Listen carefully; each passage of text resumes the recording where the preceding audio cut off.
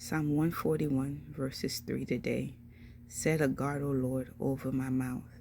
Keep watch over the doors of my lips.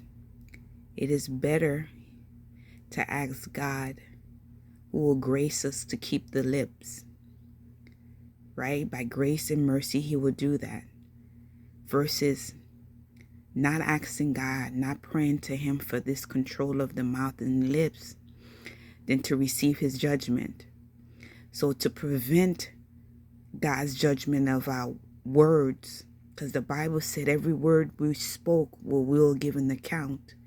It is better at the very first end of it, at the beginning, to ask God for this privilege that he will enact, be merciful to us, and keep our mouth from speaking evil.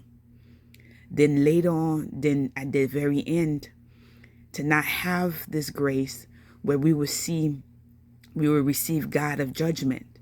So it's better to receive the God of grace, that he will grace us enough to where he will protect us from speaking those things that will bring us in condemnation and to judgment, than to allow for us to speak any kind of thing we want and don't think he's going to judge.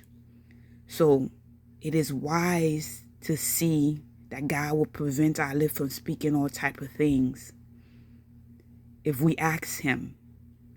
Then to not ask him and to speak all type of vile things from our lips and to accrue for ourselves his judgment. Because God will judge the words we have spoken. And if they're evil, he will judge. He is a righteous God. But thanks be to God that even though he is righteous, we can ask him for grace, and he will keep us from the evil thing in which he will later on judge those who do not come to him.